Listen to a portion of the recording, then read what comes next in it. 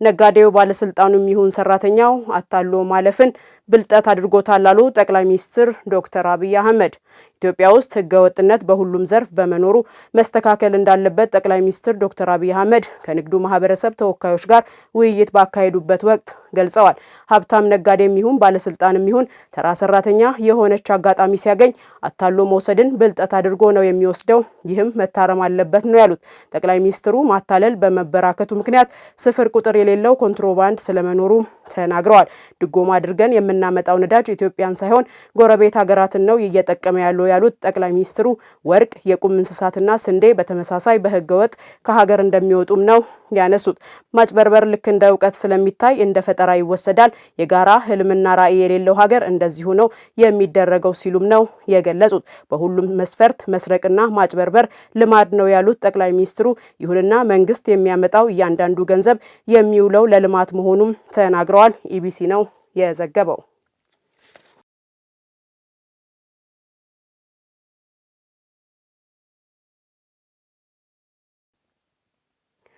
የክልሎችን አቅም በማጠናከር የክረምት ጎርፍ አደጋ ተጋላጭነትን ለመቀነስ እየሰራ መሆኑን የአደጋ ስጋት ስራ አመራር ኮሚሽን አስታወቀ። የኮሚሽኑ ኮሚሽነር ዶክተር ሽፈራው ተክለማርያም ከክልሎች ጋር ለጎርፍ አደጋ አፋጣኝ ምላሽ ለመስጠት የሚያስችል ስራ በቅንጅት መሰራቱን ገልጸዋል። በደቡብ ኢትዮጵያ ክልል ባለፈው ዓመት በጎርፍና መሬት ናዳ የተፈናቀሉ ዜጎችን ዳግም የማቋቋም ስራ ባለፉት 10 ወራት ከመስራት በተጨማሪ የቅድመ መከላከል ተግባር እየተከናወነ መሆኑን የክልሉ አደጋ ስጋት ስራ አመራር ኮሚሽን ጋንታጋማ ተናግረዋል። ቀሪዎችን የጎርፍና የመሬት ናዳ ተጎጂዎች የሰኔ ወር ሳይጠናቀቅ ወደ ሌላ ቦታ የማስፈር ስራ መከናወን እንደሚቀጥልም ገልጸዋል። የአማራ ክልል በበጋ ወራት 145 ሚሊዮን ብር ወጪ በማድረግ የጎርፍ ቅድመ መከላከል ስራ መከናወኑን የገለጹት ደግሞ በክልሉ አደጋ ስጋት ስራ አመራር ኮሚሽን የቅድመ ማስጠንቀቂያና ምላሽ ዳይሬክተር አቶ ብርሃኑ ዘውዱ ናቸው። በክልሉ ለጎርፍ ተጋላጭ የሆኑ 33 ወረዳዎችን በመለየት ህብረተሰቡን ያሳተፈ ቅድመ ዝግጅት ስራ መሰራቱንም ጠቁመዋል።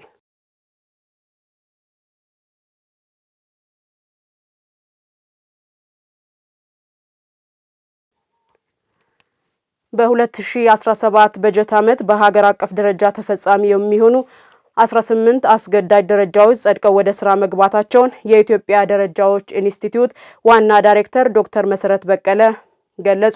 ኢዜአ ያነጋገራቸው የኢንስቲትዩቱ ዋና ዳይሬክተር ዶክተር መሰረት በቀለ ዓለም አቀፍ አሰራርን ተከትሎ ባለድርሻ አካላትን በማሳተፍ ለተለያዩ ምርቶችና አገልግሎቶች ብሔራዊ የጥራት ደረጃዎችን ሲያዘጋጁ መቆየቱን ተናግረዋል። እስካሁን ድረስ ከ12000 በላይ ብሔራዊ የጥራት ደረጃዎችን አዘጋጅቶ ስራ ላይ እንዲውሉ ማድረግ መቻሉንም ነው የተናገሩት። ከነዚህ ደረጃዎች ውስጥም 414 የሚሆኑት የምርትና አገልግሎት አይነቶችን አስገዳጅ ደረጃዎች መሆናቸውንም አመልክተዋል።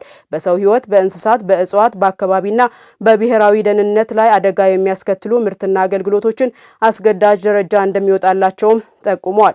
በ2017 በጀት ዓመትም በአገር አቀፍ ደረጃ ተፈጻሚ የሚሆኑ 18 አስገዳጅ ደረጃዎች ጸድቀው ወደ ስራ መግባታቸውንም ተናግረዋል። የጥራት ምልክቶቹ ተመሳስለው የሚሰሩ ህገወጥ ምርቶችን ከትክክለኛው ምርት ለመለየት የሚያስችሉ ናቸውም ብለዋል። አምራቾች በሚያመርቷቸው ምርቶች ላይ የጥራት ደረጃ ምልክቶችን መጠቀም እንዳለባቸውም አስገንዝበዋል።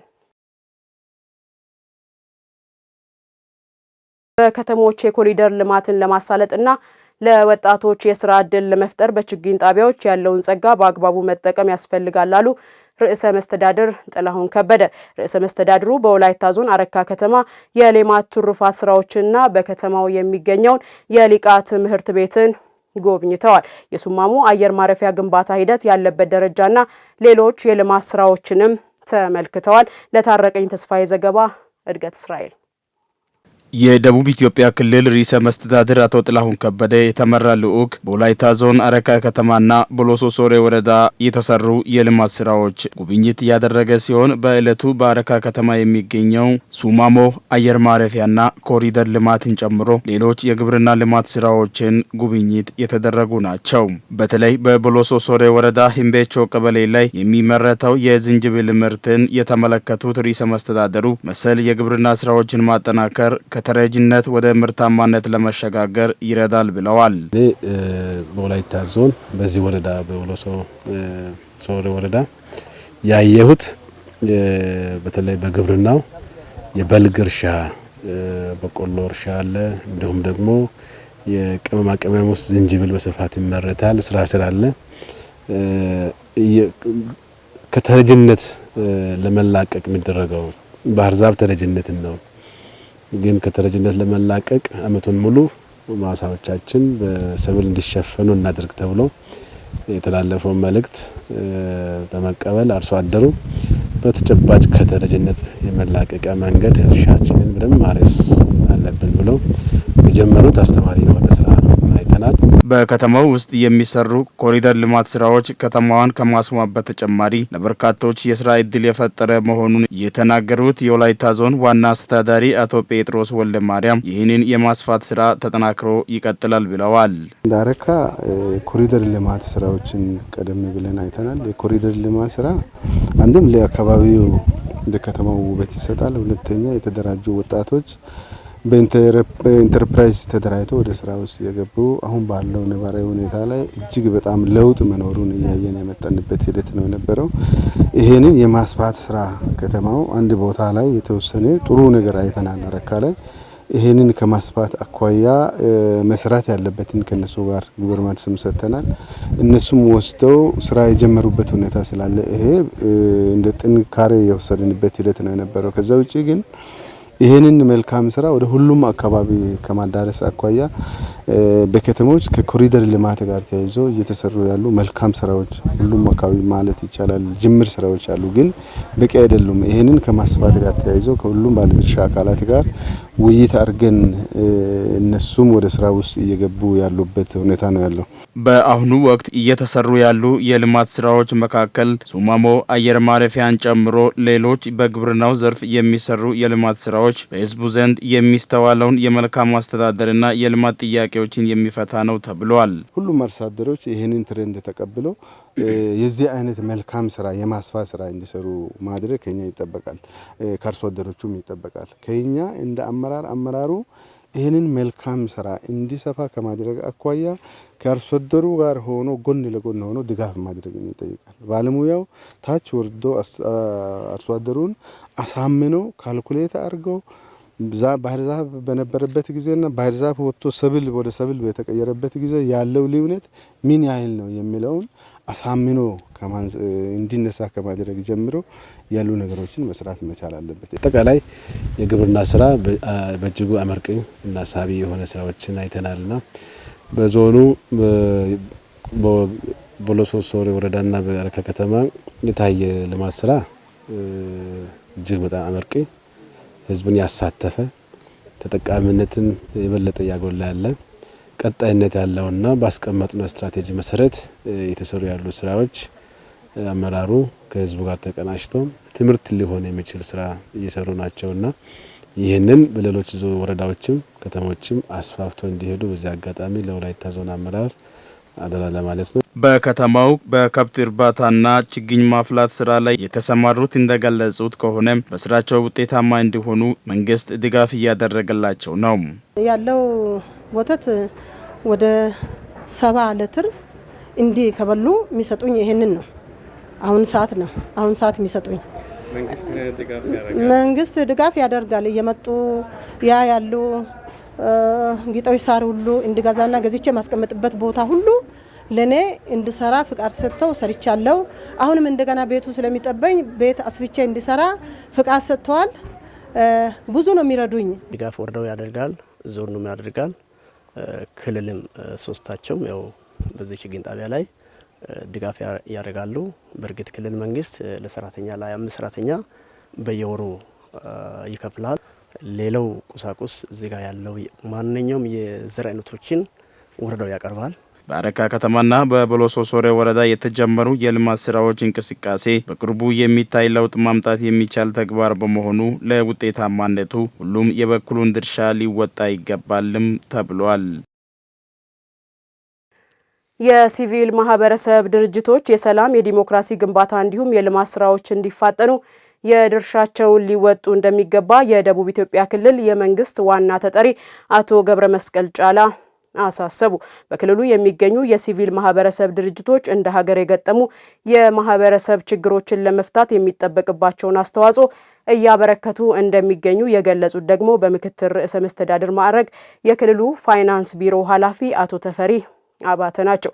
የክልሉ ፋይናንስ ቢሮ የሲቪል ማህበረሰብ ድርጅቶችና ባለድርሻ አካላት የቅንጅትና ትብብር ውይይት መድረክ በወላይታ ሶዶ ከተማ አካሂዷል። ሀና ደረሰ ዝርዝሩን አሰናድታዋለች።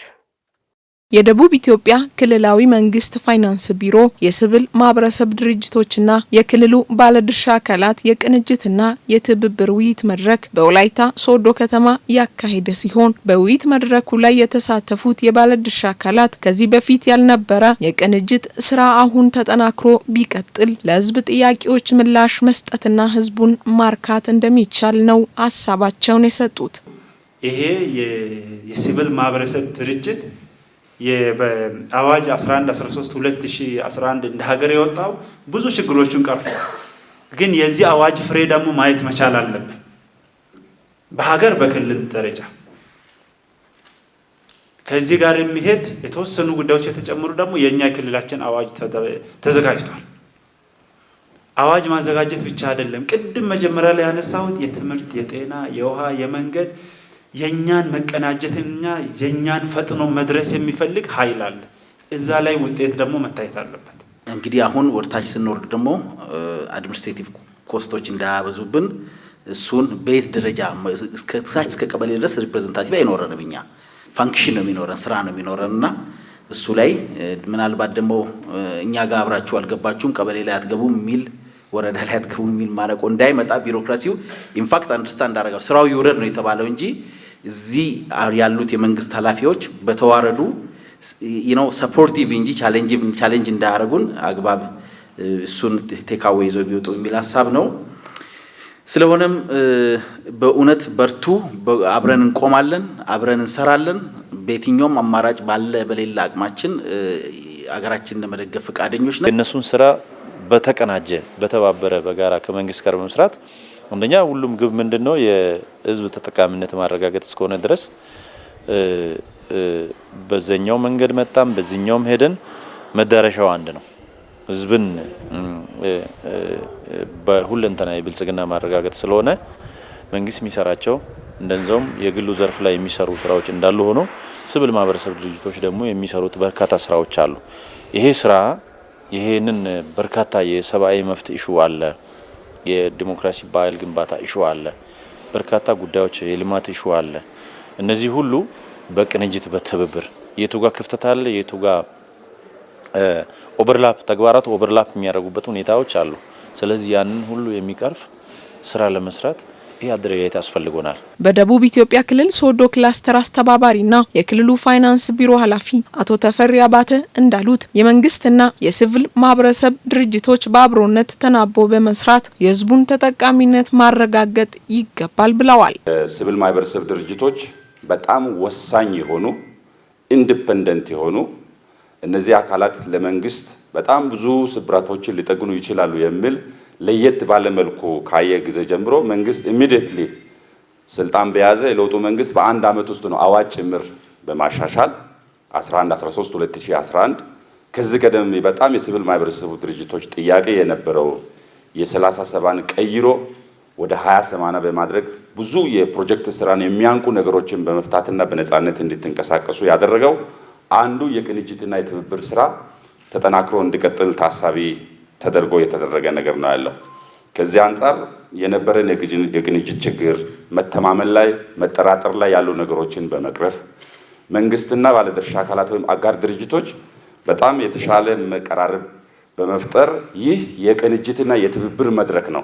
የሲቪል ማህበረሰብ ድርጅቶች ከመንግስት ተቋማት ጋር ተቀናጅተው ለህዝብ እርካታ በተለያዩ ተልእኮዎች መስራት እንዲችሉ የሚያደርግ የህግ ማዕቀፍ መዘጋጀቱን የገለጹት ደግሞ የደቡብ ኢትዮጵያ ክልል የመንግስት ዋና ተጠሪ አቶ ገብረ መስቀል ጫላ ናቸው። የሲቪል ማህበረሰብ ድርጅቶች ከመንግስት እና ከሌሎች ባለድርሻ አካላት ጋር ተቀናጅተው ስለሚሰሩበት ሁኔታ የህግ ማዕቀፍ ወጥቷል። ይህ የህግ ማዕቀፍ ሁሉም ባለድርሻ አካላት ሚናቸውን እንዲወጡ እነዚህ የማህበረሰብ ድርጅቶችም ደግሞ ህጋዊ ስርዓትን ተከትሎ እንዲሰሩ የሚያስችል ከባባይ ሁኔታ ፈጥሯል።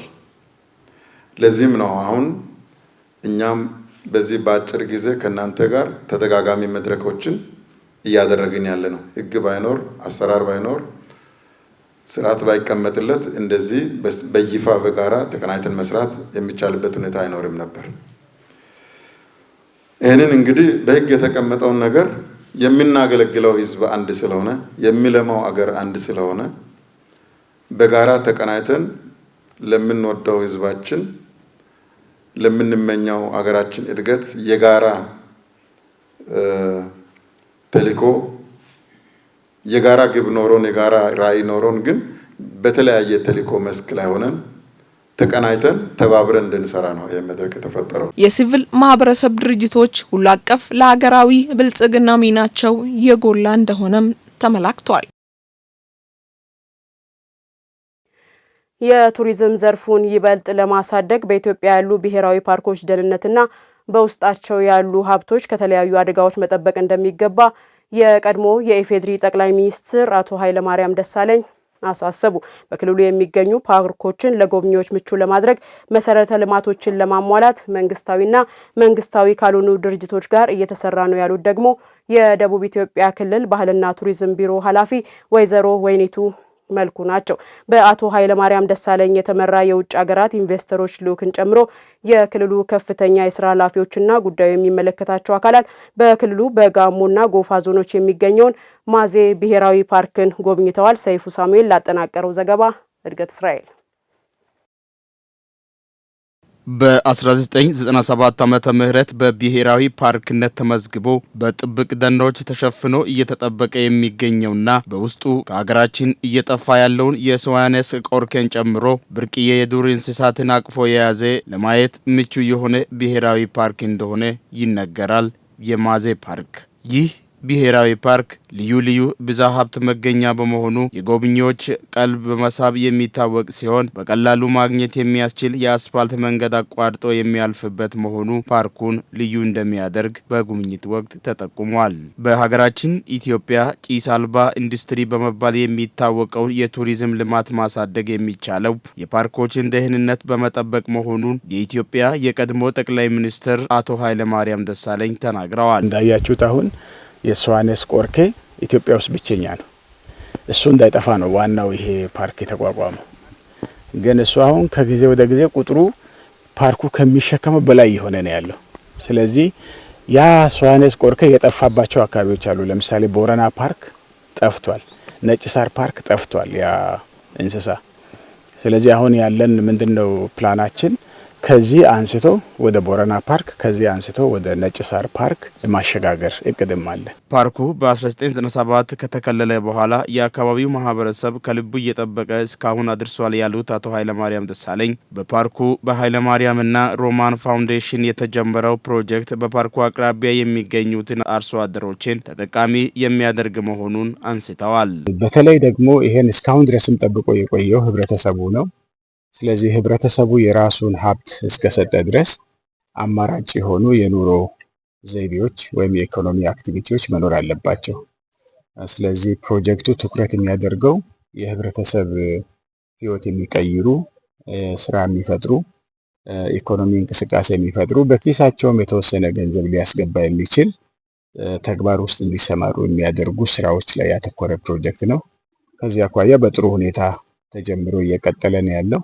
የደቡብ ኢትዮጵያ ክልል ባህልና ቱሪዝም ቢሮ ኃላፊ ወይዘሮ ወይኒቱ መልኩ እንደገለጹት የማዜ ብሔራዊ ፓርክ ለጎብኚዎች ምቹ ለማድረግ የውስጥ መሰረተ ልማት ስራዎችን የማሟላት ስራ ከኃይለማርያምና ሮማን ፋውንዴሽን ጋር በመተባበር እየተሰራ ነው።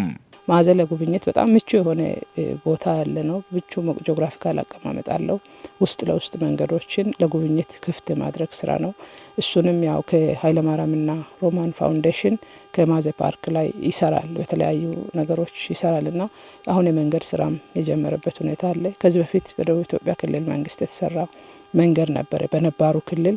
እሱ ኦልሬዲ ያው ለጥቅም ክፍት ነው እየተጠቀምንበት ነው፣ ግን ደግሞ እሱም ጥገና ያስፈልገዋል። ስለዚህ እዚህ ውስጥ ምቹ ሁኔታ መፍጠር ነው። በጋሞ ዞን ቁጫ ወረዳ ዋና አስተዳዳሪ አቶ ዳንኤል ደሳለኝ እንደተናገሩት ፓርኩን ማዕከል በማድረግ የኃይለ ማርያምና ሮማን ፋውንዴሽን የጀመራቸው ስራዎች የፓርኩን ደህንነት ጠብቆ ለማቆየትና የቱሪዝም ዘርፉን ከፍ ለማድረግ አይነተኛ ሚና አለው። ኃይለ ማርያምና ሮማን ፋውንዴሽን ገብቶ ምናልባት ፓርኩ ላይ ሊኖር የሚችለውን ጫና የመቀነስ ስራ ሌሎች የስራ አማራጮችን ለመፍጠር በግብርናው ዘርፍ በንብ ማነብ በተለያየ ብድር አማራጭም በማህበር በማደራጀትም ትላንት ፓርክ ውስጥ ሲውል የነበረውን ሰውን ከዛ ለማስወጣት የሚደረጉ የራሳቸውን ኢኮኖሚ የፓርክ ጥገኛ ሆኖ ከሚኖሩበት ሌሎች አማራጮችን ፈጥሮ ፓርኩ በጥንቃቄ እንዲጠበቅ የሚደረግበት እድልም አጋጣሚም ያለበት ከመሆኑ ጋር ጥሩ ስራዎች እየተሰራ ነው። የኃይለ ማርያም እና ሮማን ፋውንዴሽን ፓርኩን ከመጠበቅ በላይ የሚገኘውን ጥቅም ከፍ ለማድረግ በፓርኩ የመሰረተ ልማትን ጨምሮ በቴክኖሎጂ የማስተሳሰር ስራዎችን የማሟላት ስራ እቅድ አካል አድርጎ እየሰራ እንደሆነም አቶ ኃይለ ማርያም ጠቁመዋል። ፕሮጀክቱ አንዱ የያዘው የፓርኩን መሰረተ ልማቶችን ማሟላት ነው። ከዚያ አኳያ ጽህፈት ቤቱ ደካማ ነው። ያንን ጽህፈት ቤት ግንባታ በተወሰነ ደረጃ እንደግፋለን። መኪኖች አሉ የሚገዙ ከፕሮጀክቱ ጋር ተያይዞ ለፓርኩ ስካውቶች ሳይቸገሩ በየቦታው ተንቀሳቅሰው መቆጣጠር እንዲችሉ የሚያደርግ ስራ ይሰራል። የስካውቶች የተሟላ ኢኩዊፕመንት ምንድነው ቁሳቁሶች ያስፈልጓቸዋል። ከሬዲዮ ጀምሮ የተለያዩ ቁሳቁሶች፣ መገናኛ መሳሪያዎች፣ ዘመናዊ ቴክኖሎጂዎችን የያዙ ያስፈልጋሉ። እነዚያም በፕሮጀክቱ የሚሟሉ ይሆናሉ። ኢትዮጵያን ለጉብኝት የሚመጡ የውጭ ሀገርና የውስጥ ጎብኚዎችን ለማርካት ያሉትን ጥብቅ ደኖችንና ብሔራዊ ፓርኮችን በመጠበቅ ከቱሪዝም የሚገኘውን ገቢ ማሳደግ ያስፈልጋልና ሁሉም ዜጋ ብዝሃ ሀብትን በመጠበቅና በመንከባከብ ኃላፊነቱን ሊወጣ ይገባል። በአንገብጋቢነት ህዝብ ለሚያነሳቸው ዘርፈ ብዙ የልማትና የመልካም አስተዳደር ጥያቄዎች በየደረጃው እልባት እየተሰጠ መሆኑን የቦሎሶ ሶሬ ወረዳ አስተዳደር አስታወቀ። በወረዳው ካሉ ማዘጋጃዎች አንዱ የሆነውና የትምህርት አርበኛ የቀደምት ስልጣኔ የታሪካዊ ቅርሶችና ጸጋዎች ባለቤት እንደሆነ የሚነገርለት የአፋማ ጋሮ ማዘጋጃን በማልማት ታሪካዊነቱን ለማስጠበቅ እየሰራ መሆኑን የወረዳው አስተዳደር ገልጿል።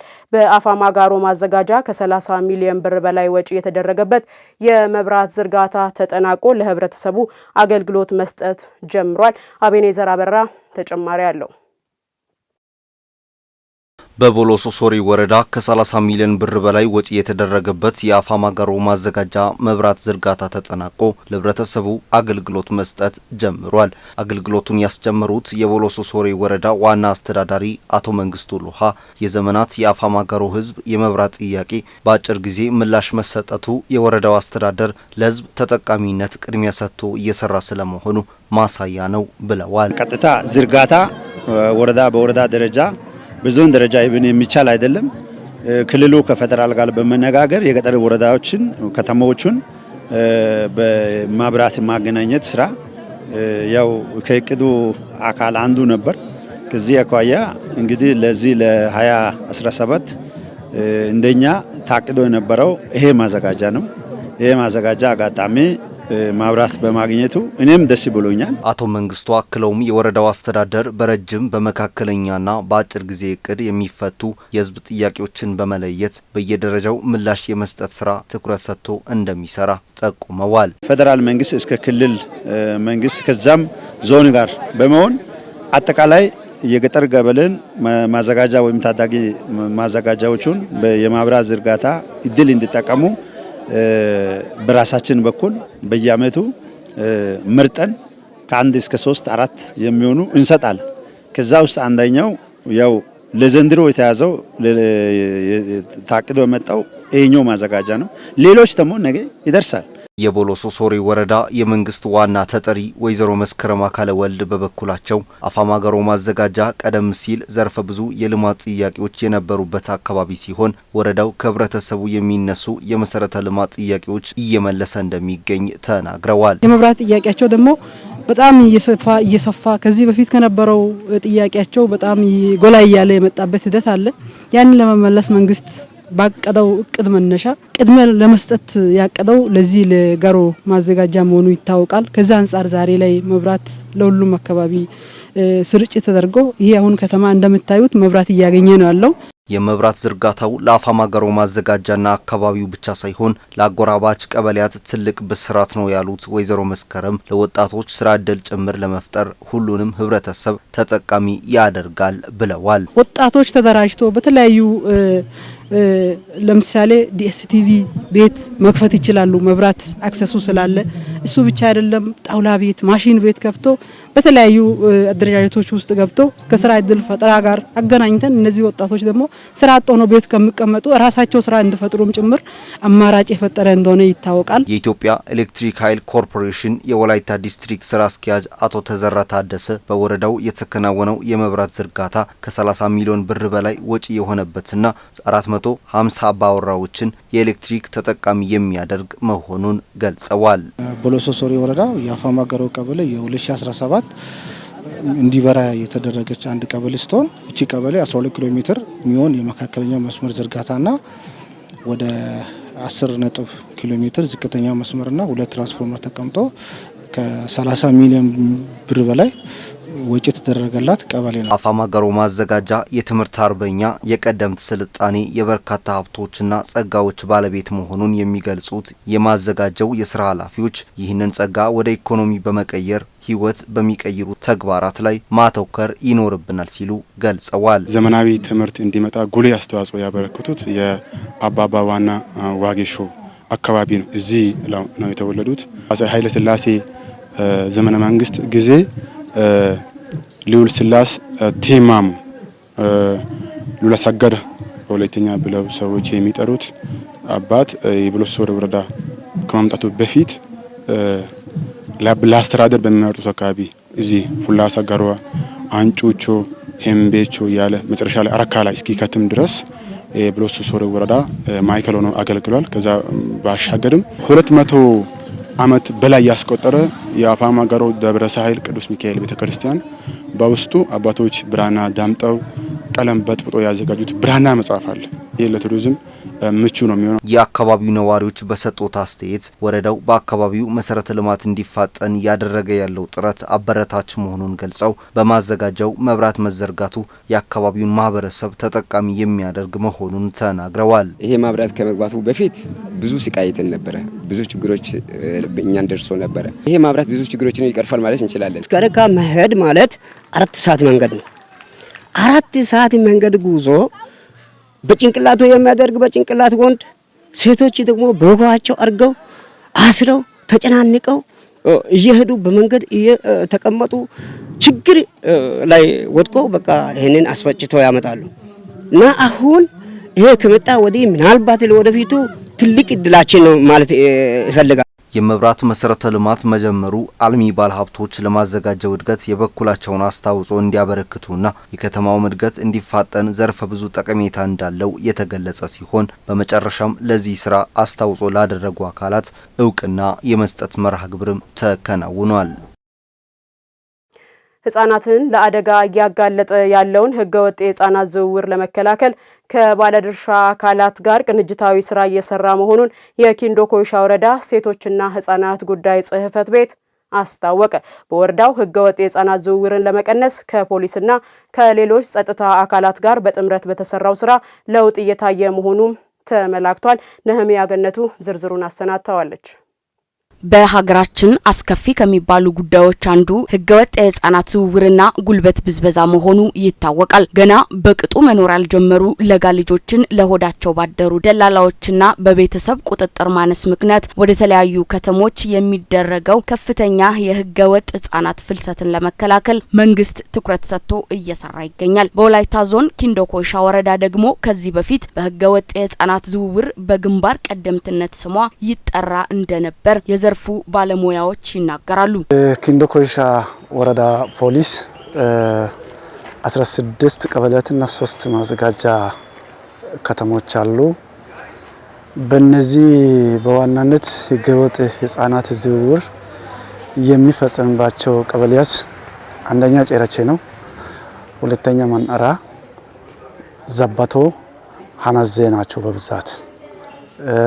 ሌላ ደግሞ በኦይዱ ጫማ ክላስተር ኦይዱ ጫማና ኪንዶ አንገላን ይዞ እንደኛ አካባቢ ፒሴቶች ይኖራሉ። ከዚህ በፊት ኪንዶ ኮይሻ ህገወጥ የህፃናት ዝውውር ብዙ ጊዜ ይከሰታል። ከዛ መነሻ ተደርጎ ከዞንም ተልዕኮ ተሰጥቶ የህዝባችን ችግር የህፃናት ጉዳይ የኛ ጉዳይ ነው፣ የሴቶች ጉዳይ የኛ ጉዳይ ነው በሚል መሪ ቃል ተነስተን እንደው ከሌላ ደንብ ተላላፊዎች ይህን ቁጥጥር እንዲበዛ ወይም ቁጥጥር በተለይ በሴቶችና ህፃናት ዙሪያ ላይ ትኩረት ተሰጥቶኝ ሰራ። በእኛም በዞንም ተልዕኮ ተሰጥቶኝ አሁንም እንደ በዛ ልክ እየተሰራ ነው። በኪንዶ ኮይሻ ወረዳ ህገወጥ የህፃናት ዝውውር ሊቀንስ የቻለው የሚመለከታቸው አካላት በጋራ በመስራታቸው መሆኑን አክለዋል። በመኪኖች ላይ ተጭኖ ወደ ተለያዩ ከተሞች የሚንቀሳቀሱ ህፃናትን ብዝበዛ ላይ እንዳይጋለጡ የመመለስ ስራ የማድረግ ስራ ሰርተናል። የሚመጡ ህፃናቶችን መዝገብ ላይ መዝግበን እናቶችና አባቶች ጠይቀን የት ቀበሌ እንደሆናቸው በማረጋገጥ በመመዝገብ ወደ ቤተሰብ የመመለስ ስራ በዋናነት እንደኛ ፖሊስ እየተሰራ ያለበት ሁኔታ አለ። የህፃናት ጉልበት ብዝበዛ ሊቀንስ የቻለው ከትራፊክ ጋር በመቀናጀት ህፃናት ወዴት እንደሚሄዱ መጠየቅ፣ የማን ልጅ እንደሆኑ በመጠየቅ ከትራፊኮች ጋር በተሰራው ስራ ነው። ህገወጥ የህፃናት ዝውውርና ጉልበት ብዝበዛ ለመቀነስ ግብ ጥሎ እየሰራ እንደሚገኝ የገለጹት የኪንዶ ኮይሻ ወረዳ ሴቶችና ህፃናት ጉዳይ ጽህፈት ቤት ኃላፊ ወይዘሮ ጣቢታ ታፈሰ ናቸው። ከኪንዶ ኮይሻም ደግሞ እንደ ቀበሌ በቀበሌያት ተለይቶ በጣም አስከፊና ከባድ የሆነ ህገወጥ ህፃናት ዝውውርና ፍልሰት የነበረበት አካባቢ ነበረ። ሙሉ በሙሉ ያው ህገወጥ ህፃናት ዝውውር ይጠፋል ማለት ሳይሆን ያለውን ነገር እየቀነስን በሂደት እየመጣበት ጉዳይ አለ።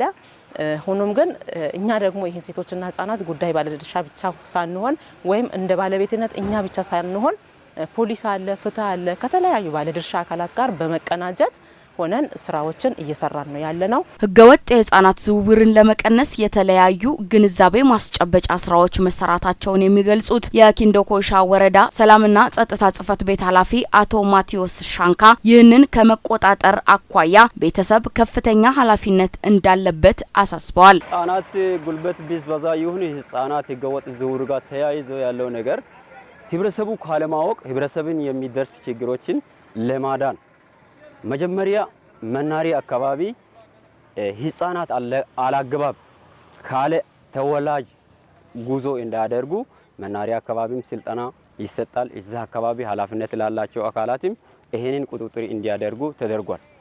በተጨማሪ ጸጥታ አካላትም በየቦታ ላይ ቁጥጥር እንዲያደርጉ መጀመሪያ ለነሱ ነው ስልጠና የተደረገው። አልፎ መጀመሪያ ህብረተሰብ እዛ ተወላጅ ወላጆች መጀመሪያ ክትትል ማድረግ ያለባቸው ወላጆች ናቸው። ህገወጥ የህፃናት ዝውውር እንደ ሀገር ትውልድን ወደ ኋላ የሚያስቀር ጉዳይ በመሆኑ የሚመለከታቸው አካላት በትብብር ሊሰሩ እንደሚገባ መልእክት ተላልፏል። ለተገልጋዩ ማህበረሰብ ተደራሽ ቀልጣፋና ፍትሃዊ የዳኝነት አገልግሎት እየሰጠ መሆኑን የደቡብ ኢትዮጵያ ክልል ጠቅላይ ፍርድ ቤት ፕሬዝዳንት አቶ ቦጋለ ፈይሳ አስታወቁ። ፕሬዝዳንቱ በሰጡት መግለጫ የፍርድ ቤቶችን ዓለም አቀፋዊና አገር አቀፋዊ ተፈጥሯዊ ባህሪ ያልተገነዘቡ ግለሰቦች በማህበራዊ ትስስር ገጾች የሚያሰራጩት መረጃ መሰረተ ቢስ መሆናቸውን ገልጸው ግለሰቦቹ ከድርጊታቸው እንዲቆጠቡ አሳስበዋል። በክልሉ ጠቅላይ ፍርድ ቤት ከሳውላ ማዕከል በተጨማሪ በዲላ፣ በወላይታ ሶዶ፣ በአርባ ምንጭና በአሪ ዞን ጂንካ ከተሞች ማዕከላት የተቋቋሙ ምድብ ችሎት በተዘዋዋሪ ችሎት የሚሰጡን አገልግሎት ተደራሽነት የሚያስቀጥል መሆኑንም አንስተዋል። በሳውላ ማዕከል የሰበር ሰሚ ችሎት አገልግሎት ይሰጣል ያሉት ፕሬዝዳንቱ የሰበር አቤቱታ ያላቸው ሰዎች አቤቱታቸውን ይዘው በማዕከሉ ተገኝተው አገልግሎቱን ያገኛሉም ብለዋል። በአርባ ምንጭና ወላይታ ሶዶ የሚገኙ ምድብ ችሎቶች የይግባኝ ሰሚ ችሎት በመሆን እንደሚያገለግሉና በክልሉ በሁሉም ዞኖች የሚገኙ የህብረተሰብ ክፍሎች ሰበር ሰሚ ችሎት አገልግሎት የሚያገኙት በሳውላ ማዕከል መሆኑን ተናግረዋል። ዘገባው የደቡብ ሬዲዮና ቴሌቪዥን ድርጅት ነው።